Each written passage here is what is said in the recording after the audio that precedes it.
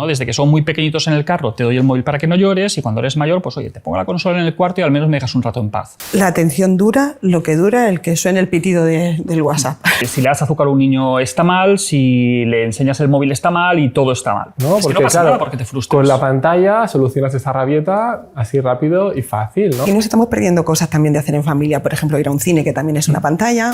Y que no eran trastornos del espectro del autismo, eran panchones de pantallas. No solo es el tiempo, sino el contenido que estoy mirando, ¿no? ¿Cómo lo hago? Sí, bueno, y lo de aburrirse, que está bien, ¿eh? O sea que... No, claro, pero es que mi hijo se regula en el uso que hace de las pantallas. Mentira. Niños que han aprendido a leer gracias a aplicaciones, ¿no? Porque tienen dislexia. Es que, claro, no podemos englobar como pantallas un comunicador aumentativo en TEA.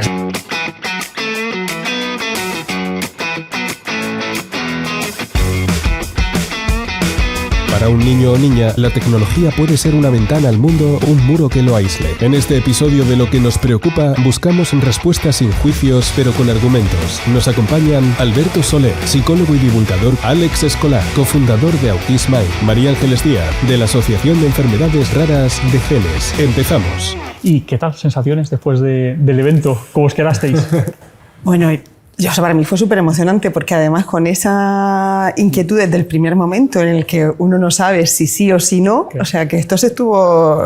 Porque vosotros llegasteis sin saber nada. Yo, de hecho, os estaba viendo cuando estaba arriba que conforme iban entregando los premios, cada vez estabais ya más de decir, a ver, aquí qué pasa. Total. Ole, estaba súper nervioso, miraba para atrás y decía... ¿Qué somos? Súper bonito. Que al final cuando las empresas se tienen que dejar pasta, ¿no? Que se la dejen en hacer cosas chulas, ¿no? Y cosas que repercuten en que la gente pueda estar bien, ¿sabes? En dar visibilidad a proyectos chulos como los vuestros. ¿El uso de pantallas afecta el desarrollo psicológico y emocional de los más pequeños? A ver, es que yo creo que esto es algo que estamos empezando a caer un poco ahora del guindo, ¿no? Porque hace poco el discurso era que, es que está todo mal, ¿no? Si le das azúcar a un niño está mal, si le enseñas el móvil está mal y todo está mal. Pero por suerte vamos teniendo cada vez más evidencias de que efectivamente sí que hay una afectación. Es decir, no podemos seguir manteniendo que una exposición temprana y sobre todo excesiva a dispositivos móviles no tiene ningún efecto, cuando la evidencia que tenemos que nos está indicando los problemas que hay es cada vez más abundante. Es decir, tenemos los efectos durante la primerísima infancia, por ejemplo, a nivel de desarrollo cognitivo o a nivel de desarrollo del lenguaje, que son tremendísimos. Nosotros hemos visto nenes y nenas después de la pandemia con unos cuadros que llegábamos a confundir con trastornos del espectro del autismo y que no eran trastornos del espectro del autismo, eran panchones de pantallas. Niñas y niños que durante la pandemia se habían tirado 8 o 9 horas diarias delante de una pantalla, viendo la televisión, haciendo deberes con la tablet, haciendo videoconferencias, y tenían un pobre desarrollo verbal, tenían poca intención comunicativa, no tenían un contacto visual, y dices, ostras, ¿ahí qué está pasando? Sí, yo creo que sí, o sea, bueno, y sobre todo durante los 3 primeros años de vida.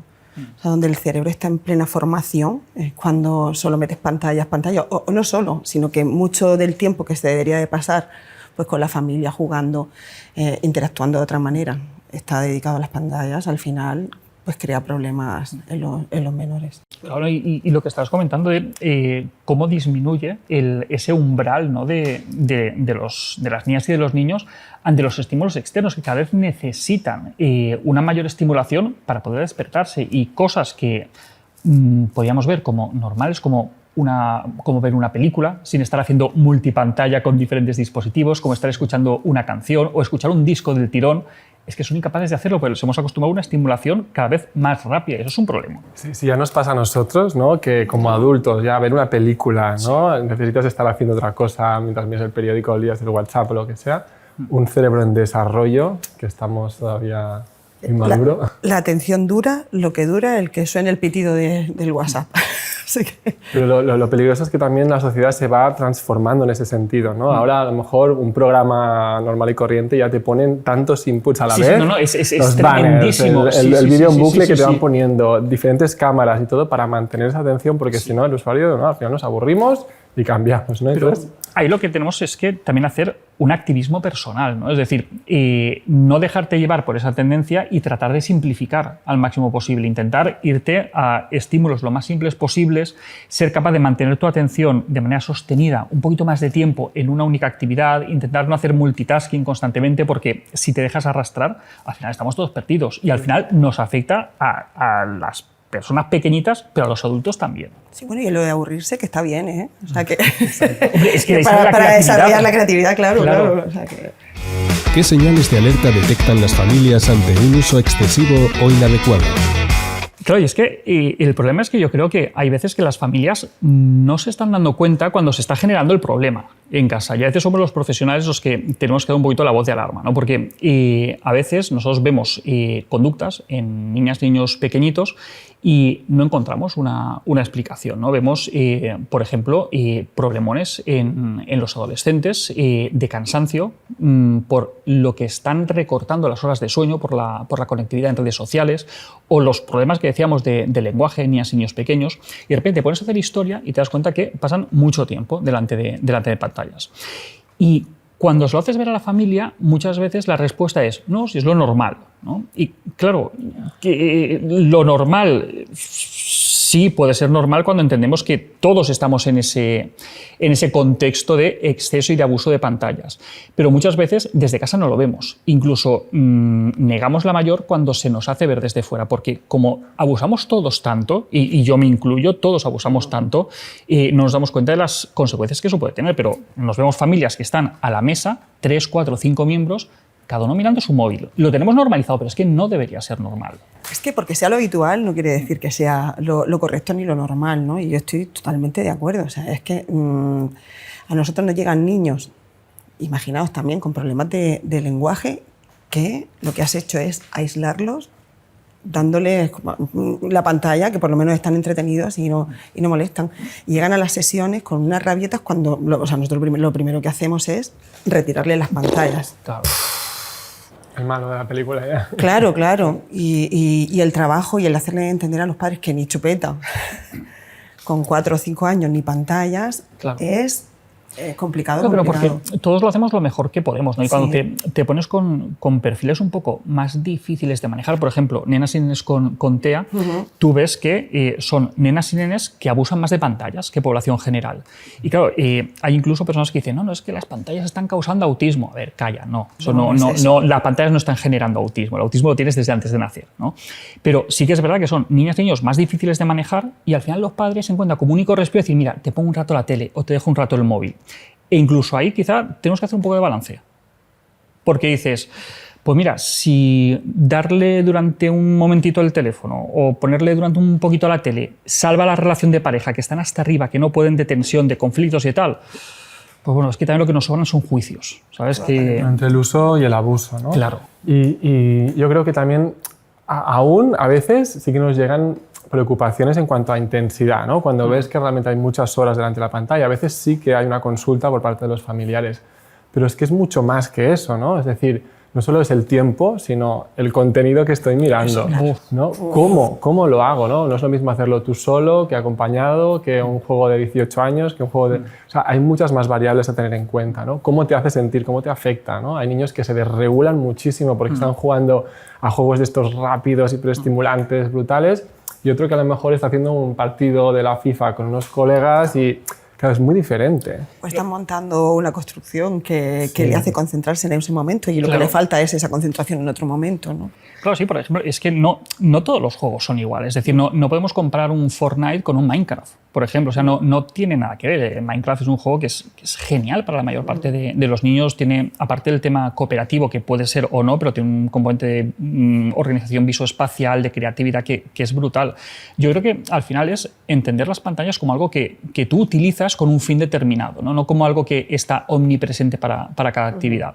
Yo a la hora de explicarlo a las familias les digo que, por ejemplo, la televisión, que la tienen que utilizar como el horno de casa. Digo, tú no llegas a casa y enciendes el horno por si acaso me apetece cenar pizza.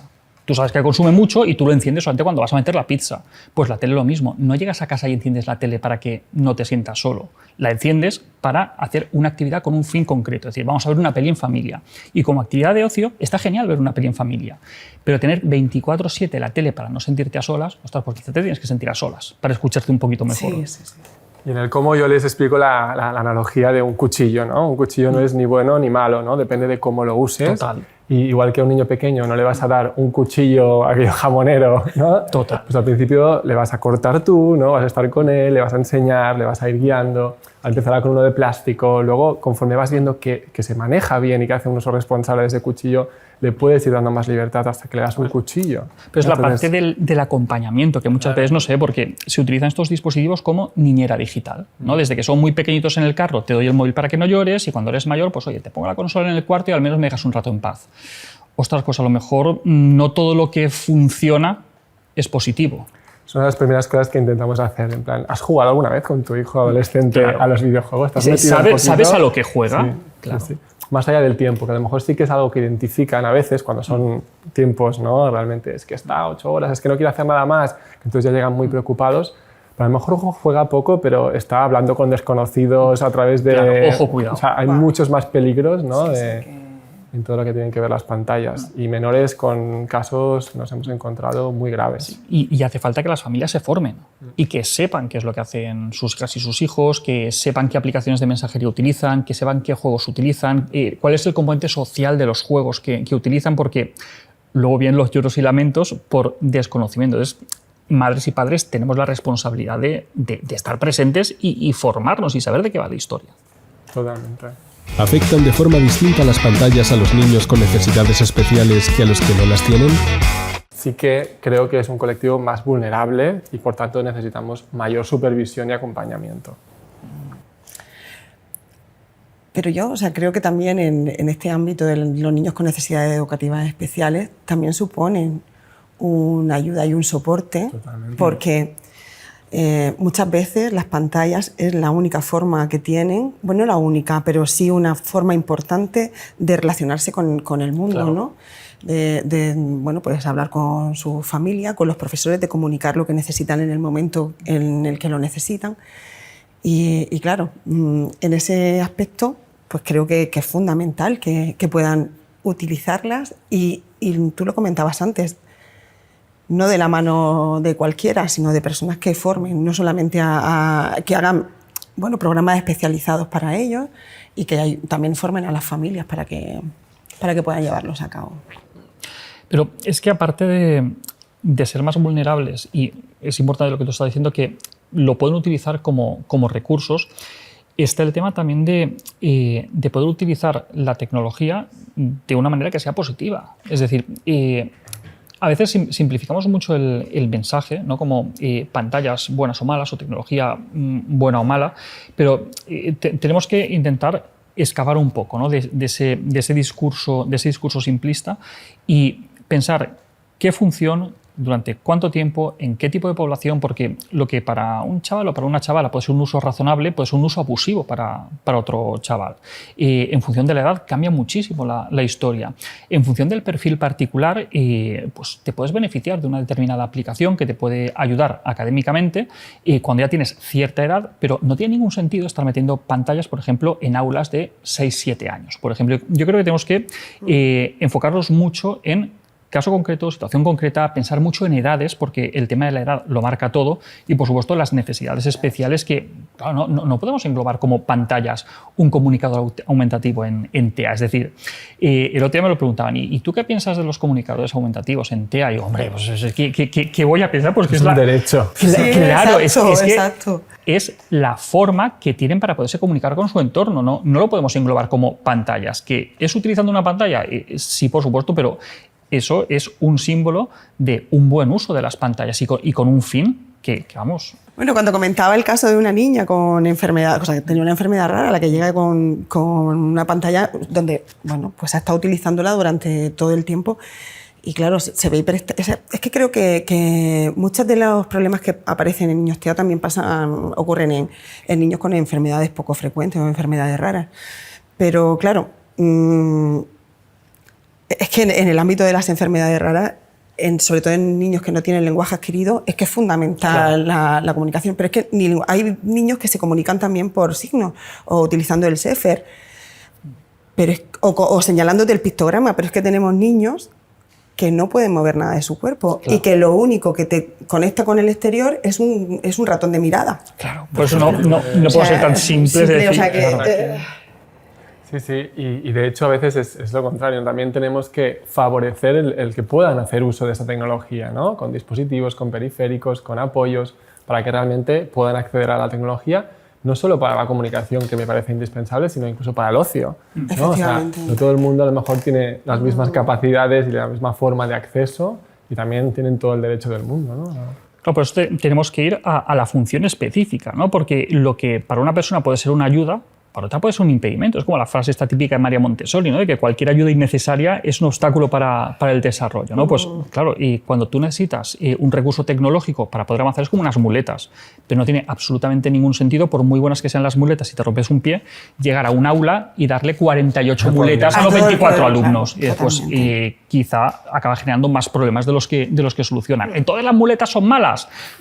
No, son muy buenas cuando necesitas las muletas. al final yo lo veo como un puente, ¿sabes? O sea, como que la tecnología tiene que ser un puente, o sea, que podemos cruzar y que podemos tirar de la persona para que pase ese puente, pero nunca debe ser sustituto de otras cosas. Sí, o sea, esa muleta de para ayudar en el momento en que se necesita, pero no para estar siempre. ¿Cuáles son las claves para una educación digital responsable desde la infancia? A ver, es que yo creo que hay un poco de hipocresía con el tema de la autorregulación, del uso responsable, porque a veces le echamos la pelota a las familias, ¿no? Y damos por sentado que todas las familias son responsables, que están informadas, que tienen capacidad, que tienen conocimientos para establecer unos límites, unas reglas de uso adecuadas. Y las familias piensan que sus hijas o sus hijos pueden tener la capacidad para ponerse freno con el uso de las pantallas. Y es que ni una cosa ni la otra tampoco. Es decir, las familias, afortunadamente, somos tremendamente diversas. Igual que no dejamos al criterio de cada familia si su hijo bebe alcohol, tenemos evidencia suficiente para no dejar al criterio de cada familia el uso que hacen sus hijas o sus hijos de la tecnología cuando está sobradamente demostrado el impacto que tiene en su neurodesarrollo. Eso por un lado. No, claro, pero es que mi hijo se regula en el uso que hace de las pantallas. Mentira. Una niña o un niño pequeño no puede autorregularse en el uso de las pantallas porque las regiones cerebrales encargadas de ese autocontrol todavía no las tiene desarrolladas. Entonces, ese mensaje del uso responsable o de la autorregulación es un mensaje que interesa mucho a la industria y a la industria que comercia con nuestra atención, que son quienes quieren que no seamos capaces de regularnos. Es decir, si nosotros como personas adultas, y yo el primero, no soy capaz de regular el uso que hago del teléfono móvil, ¿cómo puedo esperar que mi hija o mi hijo pueda regular el uso que hace el teléfono móvil? Ellos necesitan que les regulemos desde fuera hasta que no sean capaces de regularse desde dentro. Y para eso faltan muchísimos años desde que son pequeños. ¿Cuándo pensáis que podemos, por primera vez, dejar una pantalla a un niño? ¿A partir de qué edad? ¿Y cuánto tiempo? Es que depende mucho de lo que decíamos antes. Bueno, ¿no? o sea, me refiero en una familia normalizada con un niño que no tiene necesidades educativas especiales, ¿qué consideráis vosotros que es lo adecuado? Siguiendo las últimas recomendaciones que tenemos, antes de los 6 años no sería recomendable. No sería recomendable por el impacto que tiene en el desarrollo cognitivo, por el impacto que tiene en el desarrollo del lenguaje, porque aumenta las tasas de obesidad, de sobrepeso, problemas de sueño, de sedentarismo, baja el rendimiento académico, problemas de relaciones sociales, de interacciones uno a uno. Son tantísimos los problemas que hay asociados a un mal uso y un uso temprano de las pantallas que la Asociación Española de Pediatría ha tenido que corregir sus recomendaciones y decir, no, donde antes decíamos no exposición antes de los 2 años, ahora decimos no exposición antes de los 6 años. Y esto es una recomendación que muchos profesionales veníamos tiempo haciendo, porque claro, antes nos encontrábamos que las familias que podían llegaban a los 2 años diciendo, vale, pues fantástico, ahora ya puedo ponerle la tele, puedo enseñarle algo. Pero claro, es que esos 2 años, recordemos que es lo que coloquialmente se llaman los terribles 2 años. Niñas y niñas con 2 años no se caracterizan por ser personitas razonables que tú les dices, cariño, vemos un capítulo de Pocoyo y apagamos la tele. Te van a quemar la casa porque van a querer un capítulo detrás de otro, porque no tienen capacidad de autorregularse. Entonces, si nos esperamos al menos hasta los 6 años, aparte de todos los beneficios que vamos a encontrar de no perjuicio en su neurodesarrollo, vamos a encontrarnos que son personitas un poco más capaces de razonar y que pues, van a berrear durante menos tiempo cuando apaguemos la tele. Y cuando nos referimos a pantallas, nos referimos a televisión incluida, nos referimos a tablet, nos referimos a... Cuando hablamos de pantallas, englobamos todo lo que contiene un panel, LCD, OLED, cualquier tipo de pantalla, salvo un lector de libros electrónicos. Un lector de libros electrónicos de tinta electrónica que no tiene absolutamente ninguna función más que leer un libro. Salvo eso, todo lo demás lo entendemos como que es pantallas, relojes inteligentes, smartphones, televisión, videoconsolas, por supuesto tablets, todo lo que contiene una pantalla lo consideramos pantalla. La única excepción que meto, los libros electrónicos, que una vez que ya está adquirida la lectura y la niña o el niño ha leído lo suficiente en papel como para haber comprendido qué es la abstracción de un libro electrónico, pongamos a partir de los 11 o 12 años, los libros electrónicos son maravillosos, siempre que lo único que hagan sean pasar páginas. Y es muy difícil, ¿eh? O sea, Sí, yo es tengo 3 hijos y sé los retos que entraña, ¿no? Y más cuando el mayor, que ya tiene 10, que claro. los pequeños pues también quieren, se suman, los compañeros de cole. O sea, es un reto, pero difícil. sí que minimizar esa exposición. Sabemos que cuanto menos mejor, ¿no? Al final, entonces... Y sobre todo, lo que tú decías, ¿no? Un niño tiene que aprender a frustrarse. Claro. ¿no? Es que no pasa nada porque te frustres. Con la pantalla solucionas esa rabieta así rápido y fácil, ¿no? Y dices, no, es que mira qué tranquilo, qué bueno es, me deja comer en el restaurante, me deja... Pero es que entonces no aprenden a gestionar esa frustración de cuando estoy enfadado, cuando no me dejan hacer algo, cuando me estoy aburriendo. Y es un aprendizaje vital. Total. Porque si no, luego tenemos adolescentes súper frágiles, súper vulnerables, que ante cualquier problema... no saben cómo lidiar con él. Es que aparte, ¿no? es un círculo vicioso. Es decir, madres y padres con niños un poco más complicados tienden a tirar más de pantallas como nani digital, ¿no? Para calmar los altibajos emocionales y los momentos de desregulación de esos niños, ¿no? Y el problema es que funciona, pero funciona exactamente igual que darles un chato de vino para dormir, que funcionar funciona, pero no es recomendable, ¿vale? Pero los estudios lo que nos muestran es que precisamente aquellos que utilizan más los dispositivos digitales para regular las emociones de los críos, al final esas niñas y niños tardan más tiempo en poder desarrollar esa autorregulación de las emociones. Es decir, que es pan para hoy, pero hambre para mañana. Entonces no es nada recomendable. Vale, pero yo aquí quiero ser un poco abogado del diablo. Es que aquí nos estamos perdiendo cosas también de hacer en familia. Por ejemplo, ir a un cine, que también es una pantalla, o ver una película en familia, que me parece súper interesante, incluso para niños pues que tienen relativas necesidades, ¿no? Creo que en ese caso, por eso, o sea, yo recuerdo, o sea, que me lo pasaba súper bien, mis hijas ya son más mayores, ¿no? Con ellas, con el conejo lector, no sé si recordáis o habéis visto esa aplicación, ¿no? O sea, que ibas uniendo, ibas pasando, y era una aplicación interactiva donde aprendías hasta incluso de tus propias emociones, ¿no? Y no sé, hay algunos casos o algunas pantallas que no creo que sean tan perjudiciales, o sea, yo nunca... o momentos en los, o sea, que no sean... A mí nunca me escucharás decir que ver una peli en familia sea algo negativo o que echarte un Mario Kart con tus hijos sea algo negativo. Es decir, a mí me parece que es fantástico, son actividades en familia fantásticas, pero respetando las edades, ¿no? Es decir, igual que echarte un Mario Kart con tus hijos con 7, 8 años es maravilloso, pero con 2, 3 años pues quizá es un poco temprano, ¿no? Ver una película en familia es maravilloso, pero llegar a casa y que esté la tele puesta mientras están echando Sálvame, diciendo cosas que un niño, ni siquiera un adulto, deberían escuchar jamás, pues quizá no es lo más recomendable, ¿no? Volvemos al tema de usos, edades y momentos, ¿no? Cómo se usa, que es súper importante, ¿no? Claro. Y puedes utilizar una aplicación de astronomía con tus hijos mayores o adolescentes para irte al monte, ver las estrellas, aprender cómo se mueven los astros, y eso es genial. Pero estar cazando Pokémon con 5 años, pues a lo mejor no es tan recomendable. Claro, o sea, yo creo que volvemos a lo mismo otra vez. Es el tema del acompañamiento y el cómo utilizamos esas pantallas. Y el acompañamiento es tan importante en todo. Y sobre todo, la responsabilidad que tenemos desde el ámbito de la salud de transmitir los mensajes claros y no echarle el muerto a las familias con el uso responsable. Hay unas líneas que deben estar muy claras, la edad al final lo marca todo, y niñas y niños no pueden autorregularse con las pantallas. Dejando esa base clara, a partir de ella lo que queráis. Hay la importancia que tú siempre comentas de legislar también. Claro, pero es que es básico, es decir, que por comodidad, por cobardía o por intereses del gobierno de turno que esté en cada momento, al final se acaba echando una responsabilidad a las familias que no deberían tener y que no les echamos esa responsabilidad con muchos otros ámbitos, ¿no? Pero afortunadamente es cuestión de tiempo. Bueno, y también de establecer qué ven en cada momento o a qué se dedican nuestros hijos en cada momento, porque estamos también accediendo a determinados, bueno, pues a determinados vídeos que no corresponden con la edad de un niño, ni siquiera de un adolescente. Sí. Y tenemos la normativa PEGI, tenemos algunos sistemas Claro, que nos que pueden existe ayudar, para algo, ¿no? que existe para algo. A elegir los contenidos, ¿no? Sí, y el control parental, que parece que si le ponemos el control parental a nuestro hijo somos... Cuidado. No, porque el control parental lo tenemos que utilizar y es necesario utilizar el control parental, pero no podemos relajarnos porque hemos puesto el control parental. Que el control parental lo tiene tu teléfono, pero no lo tiene el de tu primo, el de tu amiguito, el de tu vecino. Entonces, el control parental es un parche, es una tirita, pero eso nunca puede excluir el acompañamiento y al final la estrategia que mejor funciona para evitar la inmensa mayoría de problemas relacionados con el ámbito digital es el acompañamiento, es el estar presentes, es enseñar a tu hija o a tu hijo a moverse en el entorno digital, estando tú presente, supervisando lo que hacen. Eso es lo que al final funciona.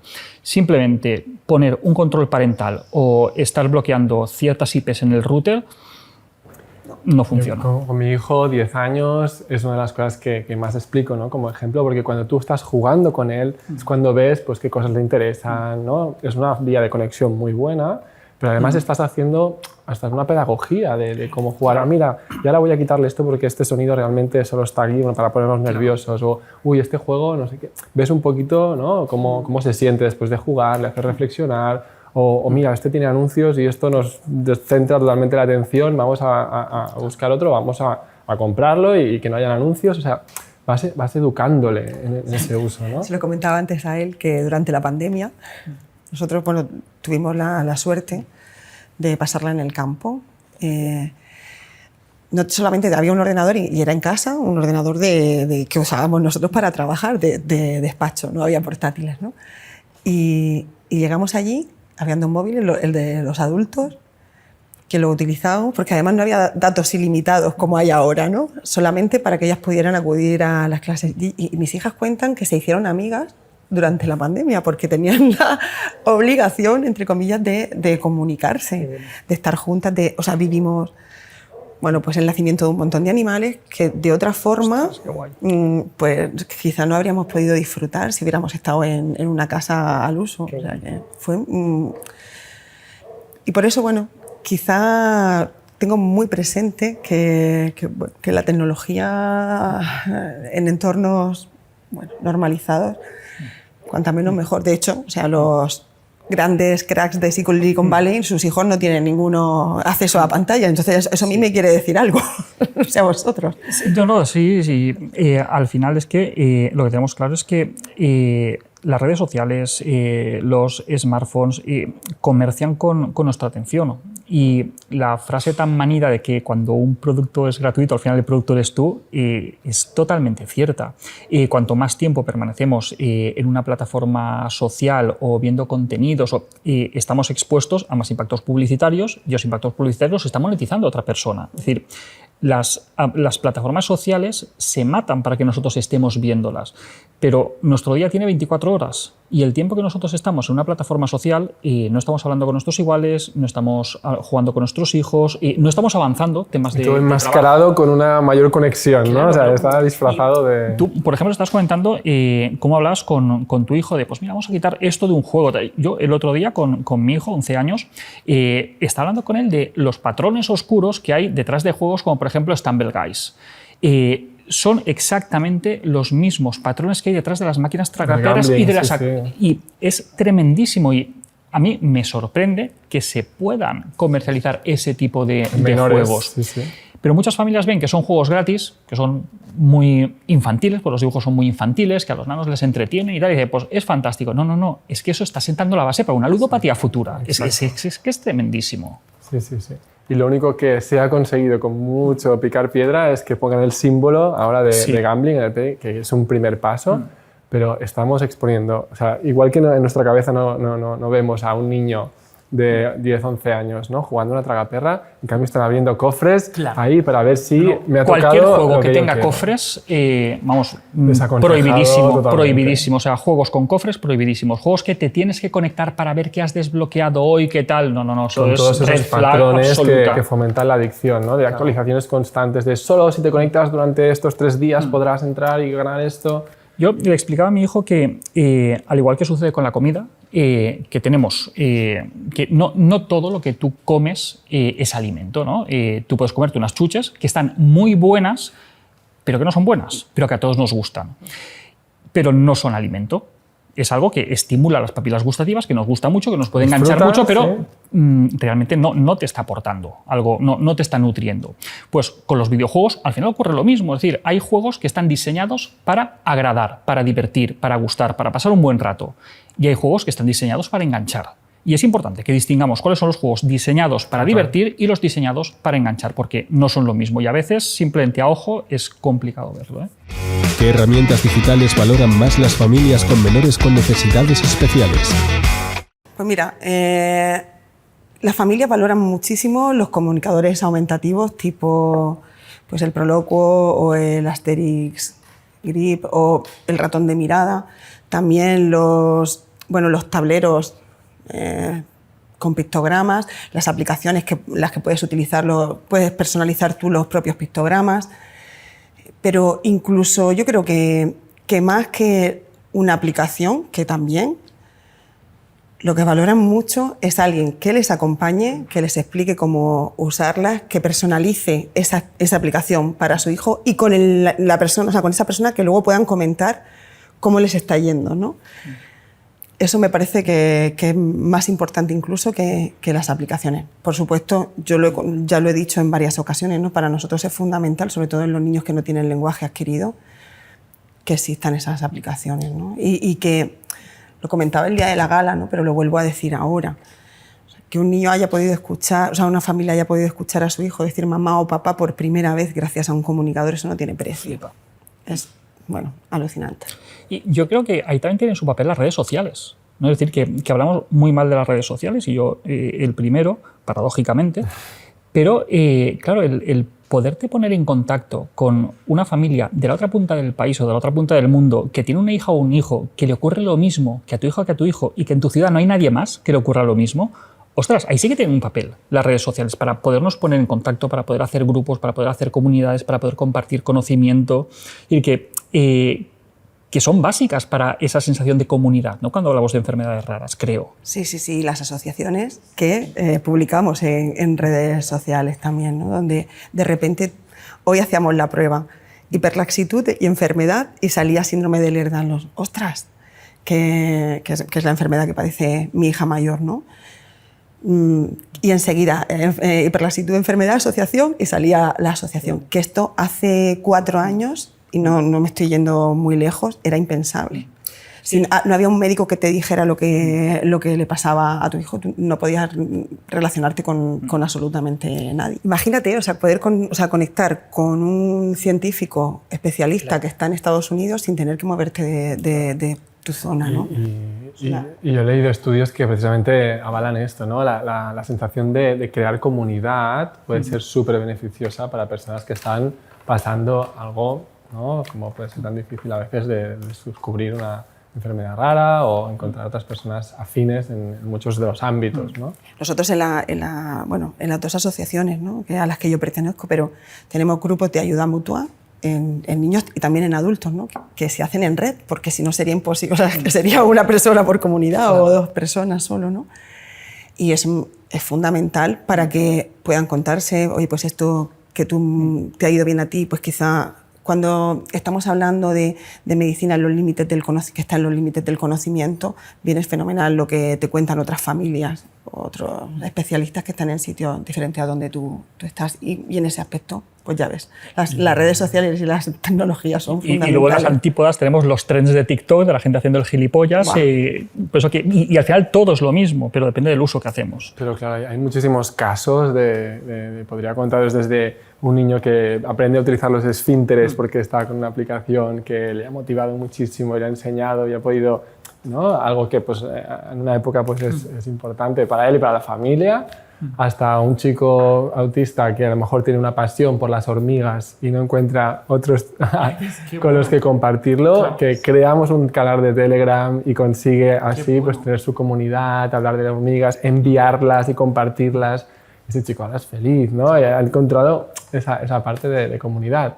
Los videojuegos, como decías, ¿no? Hay, aparte de todos los serious games que tienen finalidades terapéuticas para trabajar depresión, TDAH o ansiedad, los videojuegos muchos se sienten esto, que son buenos en algo, pueden encontrar una red de amigos, ¿no? Pues jugando al WoW, pues crean su propio clan, se sienten aceptados a nivel del grupo de pertenencia, ¿no? Y todo esto son cosas que gracias a la tecnología podemos lograr. Totalmente. Entonces, bien utilizada, ¿no? Realmente no es tanto quizá la aplicación, es cómo la utilizamos con esa persona de forma personalizada, ¿no? Total. Que puede ser realmente increíble. Bueno, incluso niños que pueden ir al colegio con normalidad, aunque no puedan moverse o no puedan hablar, o sea, porque su inteligencia es, bueno, exactamente igual que la de sus compañeros, está conservada, y gracias a las aplicaciones pueden seguir un ritmo, Claro.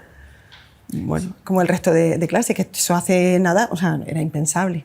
Por eso tenemos que ver. Tú lo decías muy bien, el tema de ni es tan bueno ni es tan malo, hay que saber usarla. Y otra vez volvemos al acompañamiento, al poder estar, bueno, pues supervisando, al poder formarnos también en las aplicaciones que... Yo quería apuntar un poco la personalización. Para mí es una cualidad muy importante que tiene que tener un recurso tecnológico, y luego el contar con esas familias, ¿no? Que a lo mejor dices, ¿qué aplicaciones van a valorar más? Pues vamos a preguntarles, ¿no? A las familias o a propios usuarios, ¿no? Que ellos nos van a decir realmente lo que necesitan, lo que les ayuda, lo que más les va a beneficiar, e involucrarlos en estos diseños participativos y colaborativos que decíamos, ¿no? A la hora de crear esos recursos, que mejor que los propios usuarios. Y eso, por desgracia, se está perdiendo, ¿no? Porque antes sí que se apoyaban mucho estos recursos en software libre, pero cada vez va cayendo más la comunidad de software libre en pro de, pues, de grandes plataformas, de grandes conglomerados empresariales, y se pierde la democratización que inicialmente tenían ciertos desarrollos de software, ¿no? Entonces, ahí sí que hay que intentar proteger un poco ese tipo de desarrollos más comunitarios, de código abierto, que son los que pueden hacer que, por ejemplo, una aplicación para chavales TEA, pues en vez de costarte 700 euros, te la puedes descargar libremente. Mira, este tema, o sea, es que me pone muy inquieta. De hecho, o sea, es que me pone hasta beligerante, porque los comunicadores, que en algunas comunidades se financian, en otras no. O sea, ya sabemos que las competencias están transferidas en materia de sanidad y de educación, ¿vale? Pues en algunas comunidades se financian, en otras no. Y cuando se financian, no se financian en su totalidad. Con lo cual hay familias que ya tienes el problema de tener un niño con una enfermedad poco frecuente, que además no puede comunicarse, y además tú no llegas a poder pagar la diferencia, ¿vale? Que por eso, o sea, a nosotros nos vino fenomenal el proyecto, o sea, la beca Sargal, porque a esas familias podemos hacerles préstamos de material, ¿no? Y luego el hecho de, bueno, que hay esa diferencia entre unas comunidades y otras, a mí me pone pues muy inquieta. Que no exista, o sea, tú lo comentabas antes, es que este tipo de comunicadores o de apoyos no son algo que sean un capricho, es que son un derecho, como puede ser una silla de ruedas para una persona que no... insulina. Claro, o un bastón para una persona que es invidente, es que son absolutamente necesarias. Y bueno, pues es algo que no se está dando, y tiene que haber inversión, pero también tiene que haber voluntad política. Y conocimiento por parte efectivamente, tiene que haber formación, y tiene que haber, bueno, pues esa inversión de dinero tanto para facilitar esos recursos como para formar a las personas que están utilizándolos. O sea que... ¿Cómo ayuda la tecnología a fomentar la autonomía e inclusión de menores con TEA? Bueno, hemos puesto varios ejemplos ya de esto, pero realmente bien utilizada, pues creo que puede ayudar muchísimo a empoderarlos, a capacitar y poder fomentar al final esa autonomía, ¿no?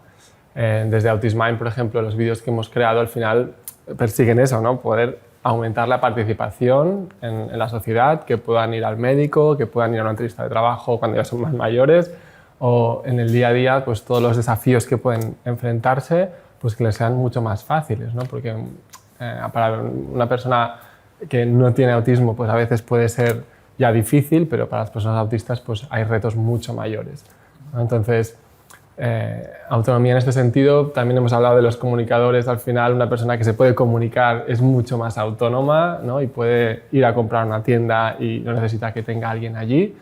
Pero, por ejemplo, una agenda visual que pueda ayudar a una persona a estructurar su día a día y saber, oye, ahora tengo que hacer esto, ahora tengo que hacer lo otro, ¿no? Y además ahora que se puede poner en un smartwatch, ¿no? De forma integrada la puedes llevar. Pues esto nos ha permitido que personas que eran súper dependientes, ¿no? Porque necesitaban a alguien que les estuviera diciendo todo el rato lo que tenían que hacer, pues ahora puedan funcionar de forma mucho más autónoma e independiente. Y eso al final es calidad de vida. Sí, se les reduce la ansiedad cuando tienes, bueno, pues algo que les anticipa las rutinas, o sea que me parece. Sí, sí, y todo lo que son ya aprendizajes, ¿no? De niños que han aprendido a leer gracias a aplicaciones, ¿no? Porque tienen dislexia o porque tienen otras dificultades. Eso al final es autonomía, ¿no? Poder ir por la calle, entender los letreros, entender a moverte, y pues todo esto al final es un impacto muy positivo. Yo siempre hago la advertencia, ¿no? De que esto es así, es decir, tenemos aplicaciones y tenemos recursos tecnológicos que ayudan muchísimo a personas que tienen dificultades, pero ocurre lo mismo con la moda que hubo en los años 90 con la estimulación temprana, ¿no? Y que se cogieron estrategias o técnicas que son no solamente útiles, sino que son necesarias o imprescindibles para personas que tienen algún tipo de dificultad y trataron de venderlo a la población general, intentando convencer a las familias de que si hacían estimulación temprana a sus hijos, no solamente se iban a desarrollar fantásticamente, sino que se van a convertir en seres superiores, ¿no?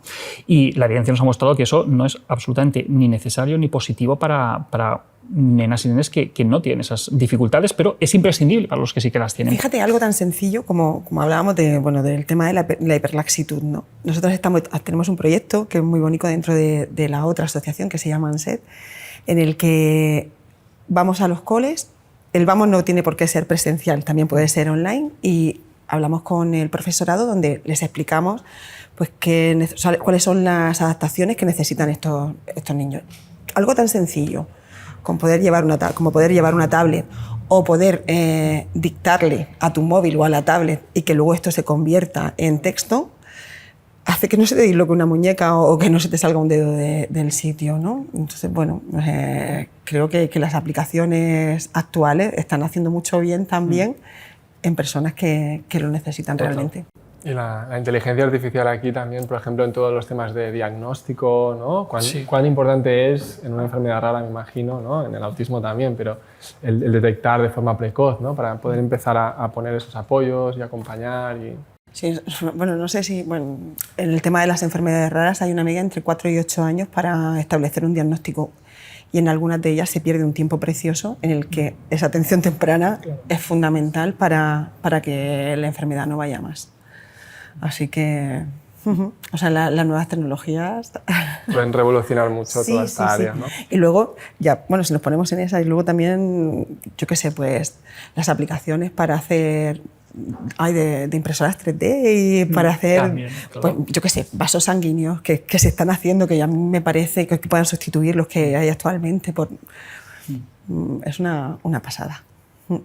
Pero todavía estamos en pañales en este aspecto porque, bueno, lo comentaba antes, lo que hay no es tan accesible y no hay tanto. Yo pienso, esta mañana estaba pensando en ejemplos y todos tenemos en mente a Stephen Hawking, como que sin poder moverse, sin poder expresar nada, o sea, a través del lenguaje, pues siguió haciendo ciencia, ¿no?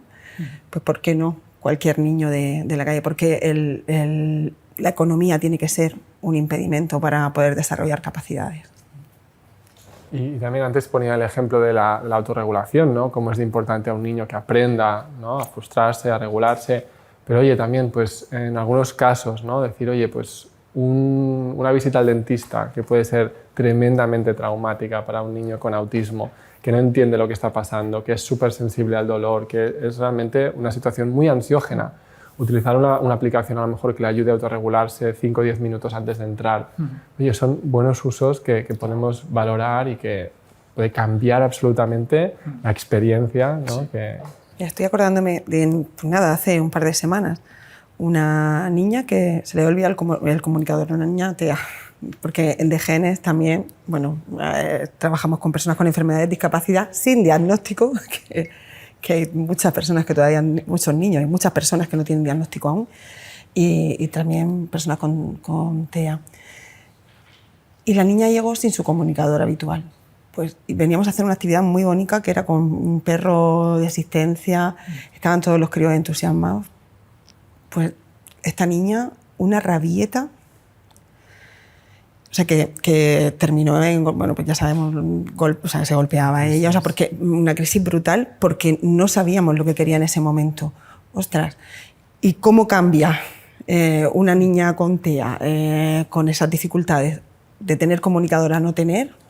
Está ampliamente estudiado y vemos que, ¿no?, cuando mejora la comunicación disminuyen todo tipo de conductas. Pero eso lo hemos experimentado todos. Es decir, cuando vas a un país de lengua extranjera que no conoces en absoluto el idioma, no hablo de un país de habla inglesa que más o menos puedes chapurrear y puedes entender, sino en un país donde no entiendes absolutamente nada, la tensión que te genera, la incertidumbre que te genera, el enfado que te genera, el no entender la carta del restaurante, el tener que comunicar con gestos y ni aún así hacerte entender. Esfuerzo, ¿no? Claro, y personas con TEA que no pueden comunicarse y que no tienen un comunicador, viven ahí constantemente. Y eso muchas veces no entienden lo frustrante que puede ser. Sí.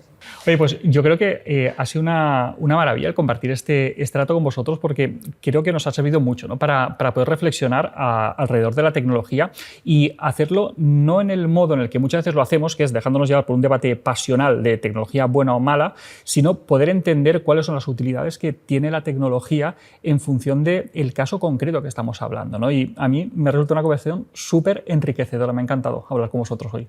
Pues lo mismo digo, ha sido un placer, la verdad, y gracias a Legal por organizar esta charla, este debate, que creo que ha sido muy enriquecedor también. Sí, a mí me ha encantado y también saber exactamente de qué iba tu proyecto, conocerte a ti en persona, que te seguía por redes, pero y te había visto en las becas, pero no habíamos tenido oportunidad de poder charlar así más en profundidad, así que mil gracias a los dos. Sí. Aprovecho esta plataforma que me da Argal para decirle a las personas que tienen alguna enfermedad poco frecuente o a los papás que están en búsqueda de diagnóstico que hay una federación, la Federación Española de Enfermedades Raras, a la que pueden dirigirse, y también está la Asociación de Genes, a la que yo pertenezco, que podemos echarnos una mano. Al final, lo importante de la tecnología es poder llegar a familias y darle la mano para que recorran caminos que acompañados pues son menos complicados. Seguiremos sumando y compartiendo estos momentos. Y nunca mejor dicho, enhorabuena a los premiados. Muchas gracias. Oye, brindemos por eso, para que haya más veces.